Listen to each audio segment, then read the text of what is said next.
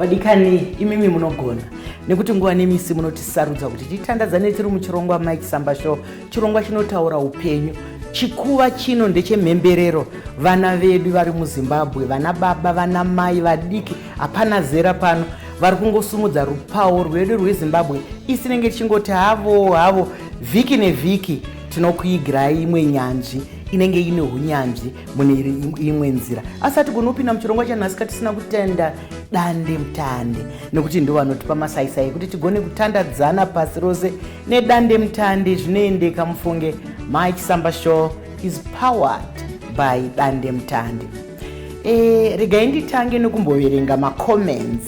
Ndinombokanda kachirungu kake kuti comments kuti vaichidiki vatiri kutandadzana nawo vanzwe kuti ndinoda kudii.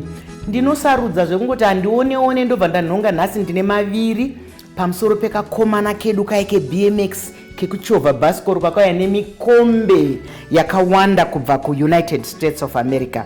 Regai nditange nokuverenga yekutanga yabva kuna Bianca Jairo. Wakadiko Bianca? Isi tinofara. Hanzi wow, TJ, the composure and calmness. Great interview. Be blessed and keep flying high. Thank you Mike Samba for hosting and exposing such great talent. Aiwa ndinotenda mufaro wangu. Regai tiende pane imwe yechipiri zvakare. Nhasi tiri kuona kuti vadiwa vatariri vari kutinyorera vanongoda mutauro wokumhirwe asi tinoumboubata zvedu naye. What an immense talent. A bright future is ahead. May God protect you from any evil. You shall be what God said you are, despite any negative utterances from any enemies that may want to emerge against your destiny. I tape the anointing for my future children in the name of Jesus. Amen. Keep your star shining. Ndizvozvo tinoda kuti mwenje wake wa Thomas Jr. urambe uchingoenda pamberi. Nhasi ndine imwe nyanzvi yamunodai muchiziva kana kuti musingagone kuiziva, asi ndichakuti ndimupe mukana wekuti azvisume ega, nokutoziva kuti mamwe mazita atinombonzwa ega, mamwe ndeyebasa, ndeyekuchikuva kustage uku, mamwe ndeyekutamba neshamwari. Saka inini ndiri kukuchingamidza pachirongwa. Wakadii hako mwanangu? Makadini Mike Samba, munofara? Ndinofara zvikuru. Iwewe zita rako unonzani? Ndoda kuti urudze kunyika. Unonzani? Pamusoro muri yeZimbabwe, makadini. Zita rangu ndinonzi Tinotenda Matai. Asi ramunogona kunge muchindiziva naro nderekuti hatiperi wacho. Hatiperi izita rakanaka. Kusapera kurakidza kuti zviripo zvakakwana. Hapana zvinotapudzika. Ringave basa, kungave kugona, kungave kuita sei, asi nditinashe. Ndinokutenda mwanangu. Tinotenda ndizvo chaizvo. Ndinotsvagidzira zvamunoita. Pano pachikuva ndepekuratidza kuti tinazvo muno muZimbabwe vanozvigona, kazhinji pamwe tinenge tisingavazive. Ndakafadzwa chaizvo ndichiona zvaunogadzira, yatingati pachirungu designing. Kuti unogadzira izvi. Zvakatanga sei? Zvakatanga, nyaya yakatanga ndichiri kuhigh school. Ndiri form 2. Ndakatomboita inonziyo, handizivi kuti neshona tingaiti, asi inonzi fashion and fabrics. Saka ndaiita ndiri form 2. Ndaitogona zvisingaite zvokutotora kana number 1 chaiyo muclass. Amweni matemu. Asi pane here changa chakusunda? Nokuti kazhinji kuti munhu ade chinhu aite chidokwa chekuda chinhu, anenge pamwe amboona vamwe vachizviita, pamwe zvangomufadza. Iwewe chii chakakuendesa ikoko? Kutaura chokwadi, chakaita kuti ndide fashion and fabrics inyaya yekuti zvaivepo zvacho ndaisatozvida. Nekuti munhu wangongori sarudzo mbiri kuti unoita fashion and fabrics kana unoita building. Inini zvekuwaka nekutamba nemadhaka angu handite sei, handindozvifarire. Saka ndo zvakaita kuti ndiende kufashion and fabrics. Saka tingati zvakauya, dai taitaura chirungu tingati zvakauya by default. Zvakauya by default. Asi zvakanaka nokuti dzimwe nguva mukati meupenyu hwedu zvimwe zvinhu zvinouya tisina kuzvitarisira zvinogona kutipa upenyu. Asi pakutarisa zvawakadhizaina, ndakaona wakadhizaina zvinhu zvakawanda chaizvo. Asi pane chimwe chibhurugwa chakandinakidza. Ichocho chemutatu. chiri chibhurugwa chimwe chete chemutatu chatingati 3 in 1 kana tikada kutaura chirungu waida kuedza kuita sei? So zvinoitika patino designer paya we make sure we look kuti zvonzvo tiri kudesignera event yakaita sei. And for example paya tadaita zvinoita chekuita nema-burnouts. Ndofunga mukanyatsotarisa mukaona nhumbi dzangu ma-burnouts ndo motikari dzaunotaura dziya dzinotyisa dzinenge dzichikona papeji kupeji kuti ndidzo chaidzo. And of which kuma-burnouts kazhinji kacho tinenge tine mahost. Saka host unofanira kunge wakapfeka zvinhu zvokuti vanhu vanokutarisa ka 3-4 kuti akatarisa chii, nokuti uchangori munhu ari involved nekutorwa mapictures navanhu vakasiyana siyana nekuita sei. So tinotarisa event kuti event yatoda kuenda inoda sutu here kana kuti inoda chinhu chiri vibrant. Ndofunga mangoona kuti zvemota zvazvinoika kutyisa saka paidawo bhurugwa rine zvokuita nekakutyisa kuti unyatsomecha vibe. Nokuti ini ndakandityisa ndakatarisa ndikati mabhurugwa matatu akabatanidzwa aya, asi isusu zvatanga tichakurawo kare ikoko ndo ataiti ngombosi, kanga kari kaslang kezvibhurugwa zvakangoita zvibhurugwa. Handizivi kuti imimi irori rine zita raro here kana kuti wakaripa zita kana risina katongoriti ngombosi. Ngombosi vamwe vaitoti chikabudura, saka wewe utozongoona kuti haiwa nokuti chikabudura kachagara ndo bhurugwa risingasvike kutsoka uko rinogumira munzira umu ndo chikabudura, asi chakangonaka kunge chiri chikabudura. Ndakaona ipapo paine ruvara rwakasiyana siyana, panga paine ruvara rutema, ruvara rwakaita denim, sei wakafunga kuita zvakasiyana siyana?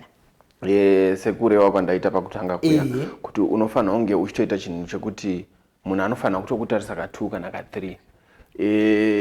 Ndofunga kubvira nditanga enda kuma-burnouts ndo ndingati outfit kana kuti nhumbi dzangu dzakaita mbiri nema-burnouts dzakauya nemukurumbira kuti no kuma-burnouts nezuro hatiperi anga akapfeka bhurugwa rakadai. Ndizvozvo. Saka uri kutaura here kuti mukati meupenyu pane gadziriro yekuti kana tichienda kuma-burnout tinopfeka izvi, kana tichienda kunzvimbo iyi tinoita zvakadai. Ndichindiudza kugadzira kwaunoita, kudhizaina kwaunoita, kana kuti zvinouya sei mupfungwa dzako, ndekupi kumwe kwaunombogadzirira tambonzwa kwema-burnout? Kazhinji handiti basa redu sikugadzirira vanhu vanouya vachitotsvaga basa rekugadzirirwa, asi iwewe semunhu anogadzira unofanira kunge uchizongoratidzawo kuti uri munhu anoita sei, anogadzira. So pamwe pacho tingati unofanira kunge uri munhu ari kuziva kuti occasion yandiri kuendai, is it a formal occasion, is it an informal occasion kana oyo hatipiri wakuchirova chirungu manje. Ayo. Saka unofanira kunge uchinzwisisa kuti okay kwandinoda kuenda zvinofambirana here, ndopa zvinotangira.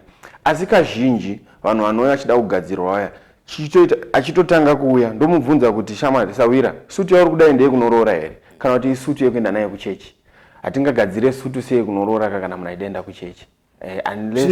Zvinoita kakusiyana. Ndani ndichida kunzwa zvakare nezvezera nekuti ongororo netsvakiridza yatiri kuita mazera vanhu vanenge vasatarisai.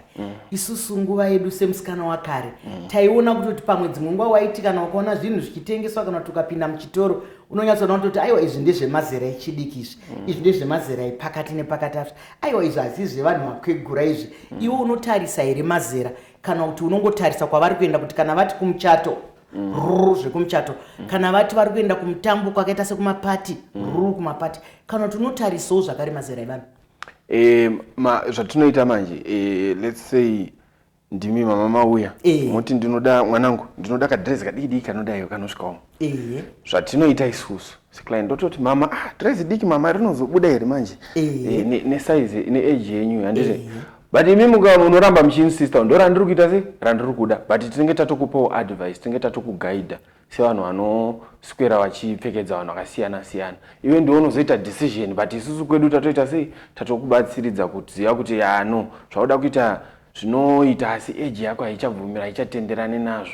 Even kana uri musikana akati wechidiki tokuti toda dress rinosvikawo kuti tinotokubvunza udaenda tsiga ndikurore, manje haichazi mufashoni kawangu, hatigoneri kungodai nekudai. Asi iwo karamba uchiinsista kuti ndo randinoita se randinoda, tinozongoita zvinodiwa nacustomer. Ndofunga munoziva kuti customer ndimambo. Rega ndikudze vadikani vadiwa vatariri nevateereri muri kumunzwa hatiperi pano kuti vanokupai zano asi vanokupai vakawanda kuti mai zvamuri kuenda kwakadai manga madii kuti zvidai, asi mukaramba muitonharoka hanzi tinokupai zvamunoda. Saka isusu kurudziro nedzidziso iri pano ndeyekuti ngatifambirane nenguva asi tichiziva zera redu, tichiziva kwatiri kuenda, tichiziva zvatichanoshanda, nekuti mumwe munhu pamwe anenge achimhanya ari pamusoro pestage achidi kana kuti achikwira padenga, ndo zvavari kutaura kuti vanokutangai vakubvunzai kuti chipfeko ichi munoda kuchishandisa pe, asi sinongoti hero jira kufuka kana kuwarira. Handina kubvunza zviya kuti unoitira vakadzi chete here kana kuti varume, nekuti kazhinji vandava ndichiona vanhurume. Unogadzirira vakadzi here zvakare kudhizaina kwaunoita uko? Tinogadzirira majenda ese, ungave mukadzi, ungave murume, ungave mwana mudiki, ungave mambo, ungave hatina kuti tisingagadzirire. Ndofunga makationa tichitoatenda event yakaitwa kuState House last year yeNational Fabric. Takatogadzirira marokwe, mai Munangagwa takatovagadzirira rokwe. Aiwa, tinotenda zvikuru kana uchigadzira uchidaro, nokuti zvinhu zvazhinji zvandakaona zvaunogadzira zvakanakisisa chaizvo. Zvakare vadiwa vatariri, ini ndiri mufaro wekutaurira kuti ndakambosvika panoshandira ini ndakaona pari kushandwa basa, panogadzirwa makepisi, panogadzirwa amunoti mahudi haya, panogadzirwa zvakawanda. Asi mufaro wangu kuti kana muchinge mine mukana endai munoona, musazosarira mumashure senhembe. Ndakaona uchigadzira neshangu. Chii chiri kuita kuti shangu kana usiri kudzigadzira uri kutengesa neshangu mukati memabasa ako? Shangu dzinobatirei pakuti kana munhu atenga zvaanoda kupfeka uchimuti komadi kutarisa shangu idzi? Shangu dzedzi handiti tinoita dzekuorder kumakunze. Shangu dzedzi usually takatodzitsvagira vanhu vanenge macelebrity, vanhu vanoda kuperforma, vanoda kuita zvinhu zveoutstanding, nekuti shangu dzese dzatekeshara dzazara muzvitoro. Kune dzimwe shangu dziri special dzekuti nange ukaitsvaga kupi nekupi unogona kuishaya. Ndakazviona kuti unogona kuishaya, asi ukanzvenga vanhu unobatwa, nekuti painodhinda pakasiyana nepamwe. Aiwa, zvakanaka vadikani, nekuti panapa pari kutaurwa zvedesigning. Munoziva zvekudesigna zvinoda kakumecha. Saka kana mukatarisa shangu, vanotaura vanodzidzisa vanoti unhu hwemunhu hunoonekwa mushangu dzake, kana ari mudzimai mushangu dzake nemubvudzi rake kuti anenge akariita sei. Kana kuvarume ndinovimba ndizvozvo kuti shangu yako inotaura kuti kwauyiwa varipo, kana kuti vari kuita zvakati. Zvine chikoro here chinoenderwa? Iwe wataura iwewe kuti wakaita uri kuchikoro asi zvakauya nekuti wakanga washaya chekusarudza. Asi tiri kutaura nenyika yese pasi rose kuti zvinoenderwa kuchikoro here izvozvo zvedesigning, nekuti pane mumwe munhu ari kutandadzana nesu ane chidaka kuti zvinondoita seiwo, ndagara ndinozvida. Zvazvinoita zvinoenderwa kuchikoro handiti. Kune vamwe vanoenda kuchikoro, kune vamwe vasingaendi, zvinongoenderana nekuti wazo exposed nezvipi. For example, inini ndakangoenda kuchikoro for gore iroro chete reform 2. Form 3 ndangada kutonyanya kuita fashion and fabrics yacho because zvaisegesa kuti mwana wechikomana anoita fashion and fabrics, saka ndakabva ndazvisiya. Asi onaka zvako paupenyu ndizvo chaizvo.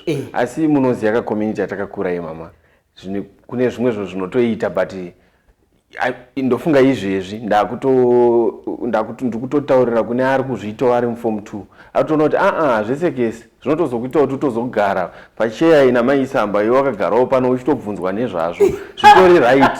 Asi isu munguva yacho tanga tisinawo kuti we can look up to tomutarisa toti fashion tanga tisina. Ndofunga munoziva nguva dzatakadzidza mafoni chaiwo tanga tisina exposure yezvavo.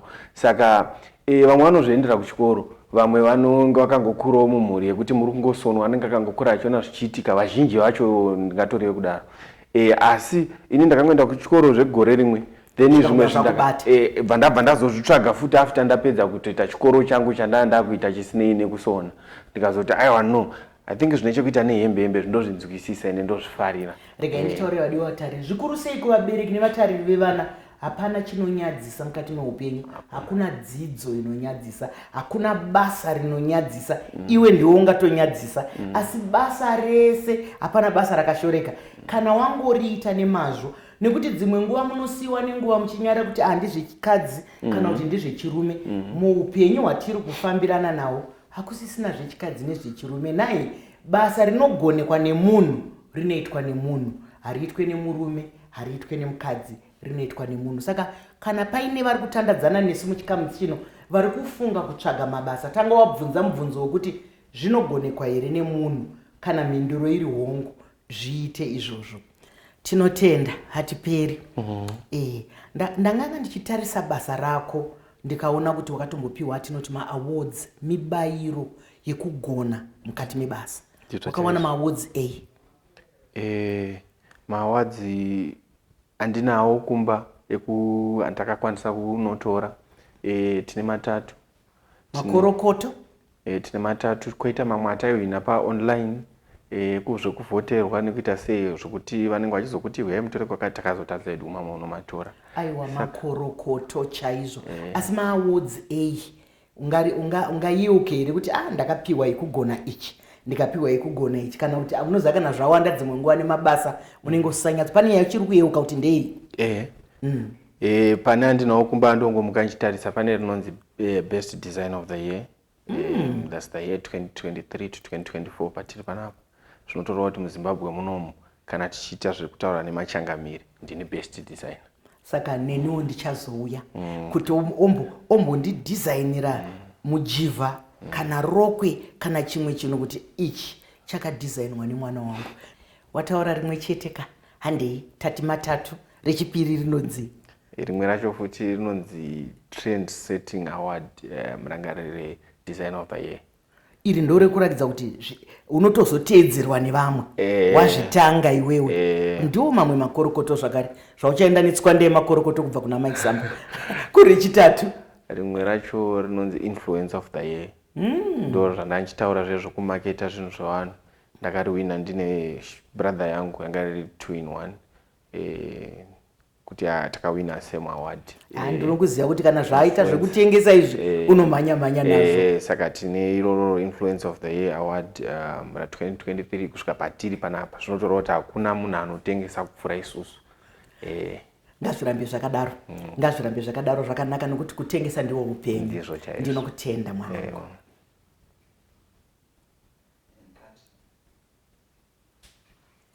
Saka mukusona umu, mukudhizaina umu, mukuita izvozvo izvi, unoita uri wega here kana kuti unotori nevamwe vaunoita navo kana kuti unotarira mumapepa, mumabhuku? Nekuti ndanzwa uchitaura kuti ndanzwa nzvimbo dzakasiyana siyana, uchigadzirira vakuru, uchigadzirira vadiki, uchiita sei. Iwo wega unotanga wazvitsvaga here usati wabvunzana nevanhu? Mukatarisa nhumbi dzekupfeka chaidzo, munoona kuti nhumbi dzakagadzirwa kare. Shoti raipfekwa 19 ndo shoti inopfekwa 2000, trouser raipfekwa. So zvazvinoita handiti isusu sevechidiki ndingareva kudaro. Aiwa imi muri mayouth echokwadi, nokuti youth isarudzo kanoti kana indogona kuti ndiri muyouth. No, youth isarudzo. Alright, isusu semayouth tava ndingati chi-advantage handiti yekuti tava exposed kuma-technology masaisa. So unokwanisa kuona neumizha, unokwanisa kuona zvinhu zvikuitika kuAsia, unokwanisa kuona zvinhu zvikuitika munyika mako even usiri kunzvimbo yacho, unokwanisa kuona zvinhu so ndo zvinokukipa up nematrends, kuziva kuti ndikagadzira bhachi rakakurisa riri pana anoritenga here neira yatiri inoi, uona kuti zviite ndikagadzira ndichishandisa nhumbi dzakarerekera isoja hazvirovese here handiti. Saka zvatoita manje tinoshandisa pamwe pacho tinoshandisa technology kungoita maresearches edu kungoziva kuti chingange chichipfekeka season yatiri kupinda ichii handiti, then tozoshandisawo unyanzvi hwedu isusu sevanhu vemuzimbabwe handiti kuti hongu isheti but yakagadzirwa nejira rekuamerica, why can't we buy our own fabric handiti togadzira redu design inogona kuda kuita seyakafanana asi tagadzira nezvinhu zvedu zvine muno muzimbabwe. Saka kazhinji kacho ndokazvatoita. Mashoko akanaka etsanangudzo. Ipopo pandaitarisa zvinhu zvako zvaunoita ndakavhundutswa nerimwe bhachi ndakatanga ndatarisa kudai ndikati ikendurire ari kuiswa paiko mwana uyu ari ndakatozoona riri bhachi asi ndakazorifarira nekuti munhu iyoyo paakanga akutamba akudzana arakanga rakunyatsondiratidza kuti ndicho chikonzero. Saka ndaona kuti unogadzirira vanhu vakasiyana siyana vamunoti macelebrities sevanhu vanokurumbira kana kuti vanhu vari muhofisi dzevanhu dziya. Iwewe pane chaunoitawo here kunyaya idzodzo dzokuimba? Unoimbawo here? Nekuti kana uchinge wagadzirira munhu anoimba ndofunga unoda kunoona akapfeka, ukagadzirira munhu anoita zvokumhanya ndofunga unoda kunoona, ukagadzirira munhu anoita zvemaburnout unoda kunoona. Saka iwewo pane zvimwe zvaunoita here mundima yako yaunotenderedza zvese izvi? Ndofunga mukatarisa pamasaisai edu takatanga kampani yedu yekumaketa zvinhu zvevanhu. Zvinhu zvatakatotanga kare ndo zvatinoitawo, ndo zvandinoita as an individual kuti ndinobatsira angave musicians, angave comedians, angave vanhu vanoita zvakasiyana siyana kuti vanenge vachida kumaketerwa zvinhu, ndo zvandinoita muindustry inoinvolva iwo. Saka umwe mukurumbira wangu unotouya nenyaya yeizvozvo kuti vamwe vacho vazhinji ndakagadzira nawo marelationship nenyaya yekuti anga atoya kwandiri pakutanga achiti hatiperi ndoda kubuditsa song yangu handiti but ndoda kuti undipfekedzewo nhumbi. Ndoona no problem, but iye munhu yanenge akatondiona ndichitoitirawo umwe munhu izvozvo, ndichitobatsirawo umwe munhu kuita kumaketa zvinhu zvake. Saka ndo muwiro unoita vamwe vazhinji vacho. Saka basa rangu ndingazviita semunhu anoinfluenza kuti vamwe vanhu vateerere zvinonakidza zvinenge zvagadzirwa nevamwe vaimbi vakasiyana siyana. Ndizvo saka ndakudaidza pachikuva chino nekuti chikuva chino ndechemhemberero. Tinenge tichida kurakidza kuti tinazvo munomu, nokuti unoona munhu achitambudzika chaizvo kuti ndiri kutsvaga munhu angandidhizainire kwakati, ndiri kutsvaga munhu. Isusu tiinazvo muno muZimbabwe. Ndinokushuwira rombo rakanaka mwanangu kuti urambe uchienderera mberi nebasa rako. Uri kuita basa rakanaka. Ndakaona munogadzira kana makopisi, makepi anopfekwa mumusoro aya. Munogadzira zvinhu zvakawanda, ramba uchizviita ndo basa. Nekuti kana riri basa iroro raunenge waita, uri kutungidza mwenje, uri kupowo vamwe, uri kutsvaga. Noti kana maakusenza muri vaviri matatu, matopanana mabasa. Hamuchaswera muchiita zviya zvatinorambidza zvokuti kudhakwa, kungozingaira. Unoona kana munhu achinzi astika, ndakati vanhu vanotsvaga izwi rakanaka, kuzingaira kaitai munhu azingaira. Handiti kana azingaira munhu amira akadaro hazvigoni. Unofungei pamusoro pemadrugs iwe? Tisati tapedza chikamu chino toda kubvunza zviviri. Okay. Madrugs ndinofunga kuti akaipa nenyaya yekuti ndakangokura ndichinzwa kuti akaipa, ende ndakaona zvaanoita kana achinge atorwa, kuti unozoona kuti munhu uyu performance yayo kuti haichazive munhu watinoziva. Asi ini kuti ndimapupurire handigoni nekuti handirombobvira ndamatora kusvika pandasvika pano. Saka kuti handigoni kutaura zvakawanda stereki nezvawo, especially kunze kwongoti akaipa. Ndo zvandinongoziva nezvemadrugs. Unoziva dzimwe nguva mukutaura zvishoma unotaura zvakawanda. Nekuti zvawataura zvishoma kuti kazhinji zvinobvisa munhu mugwara rake. Anga achida kuita izvi pamwe azokotsira, anga achida kudai pamwe azorwara. Saka watotaura zvakawanda zvakanakisa. Ikoko vadiwa tariri nevateereri, nyaya yemadrugs iri kutaurwa pasi rose. Hongu ingave fashion, hongu tingateedzane muchindenda, haina zvaitinobatsira. Kazhinji kana vanhu vauya pachikuva chino chemhemberero, nokuti nyika yakare yanga yakaoma, waiti ukada kunyora tsamba kuti ninga ari kurwara, vanhu ivo vaipa vanozoona tsamba nokuya vanosvika munhu akatofa akatovigwa. Asi mazuva ano kwane zvinokurumidza. Unofungei nesocial media, asi social media tinoziva kuti yakaita sebanga raamwenyi rinocheka uko nekucheka uku unofungei nazvo, zvayakanakira nezvayakaipira, nekuti zviviri. Okay. Social media ndinoona inini as an individual ndinoona as a platform of opportunities, because inini zvinhu zvangu zvese ndakazvitanga pasocial media zvikatobudirira pasocial media, asi ndine shamwari dzandakasangana nadzo dzinoratidza kuti dzakaafecteka nenyaya yesocial media, handiti. Asi inini zvinhu zvacho zvakatoafecta mwangu inini ndaitozvionawo but ndaisazviteerera, ndairamba ndichingoenda mberi.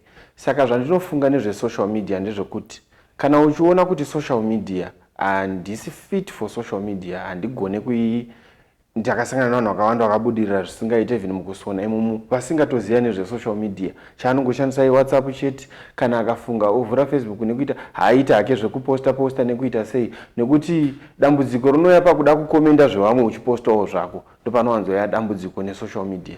Iwe kana uchiziva kuti hana yangu haina kusimba, handiti zvinotora hana social media inoda hana mama, inoda hana chaiyo. Saka muchaona zvonzvo vechidiki ndopavari kuita breakdown inyaya yekuti anenge aisa upenyu hwake hwese pasocial media. Vanhu vanotoziva kuti anomwa tea na 10, anodya breakfast nguva dzakati. Saka musi waanoita paanokanganisa kana paanoita zvinozara zvese social media kunzi mazomuona here azobatwa nanhingi, mazomuona here ndiye aita zvakati. Saka iwe kana uchiziva kuti social media haugone kuzohandla mapressures ainokupa, I would advise you to stay away from social media. Ongoita yekungoona, avoida kuposta your private life, ongoita zvakadaro zvinokubatsira. Mashoko makukutu wataura zvako kuti private life, kaupenyu kaye kakavandika, munhu wese anako kake kakavandika, ndokari kutaurwa pano kuti aiwa ngatiregei kuzviyanika, ngatishandisei sezvinoda kushandiswa, kana ari mabasa ekukurudzirana, kana ekupanana mazano, kana ekutsigirana kusimudzirana. Asi kuti ubva wazviyanika dzimwe nguva zvinotipinza munandaisireva, nekuti munhu wese anenge aziva upenyu hwako. Panopanga pachitaurwa zvenguva kuti vanhu vanoziva kuti kana achifamba anofamba nguva yakati, kana achienda kuzorora anoenda kuzorora nguva yakati. Ngapasarowo zvimwe zvishoma ngapasarowo zvimwe zvishoma zvekuti unozobvunzwa. Mukupera unoda kuti kudii kuvanhu vanoteedza zvaunoita, zvaunosona, kana kuti kuvamwe vemazera enyu vane chidaka-daka, nokuti unoziva kareka kuti unofanira kunge uri mudzidzisi, kana kuti uri mukoti, chiremba, dhokta kana nesi, uri muvaki kana kuti murimi nemamwe akadaro-daro. Iye zvino tiri kuona kuti mabasa awanda, unogona kutanga ndima yako wega. Ungati kudii panyaya dzekutanga yako ndima wega kune vamwe vatiri kutandadzana navo? Ndichikura ndaisimbodzwa kunzi pane statement ndikaitira kunzi work hard, and ndaisaka understand ndaingofunga ndike kungokavhira kunzi work hard so that you can become successful.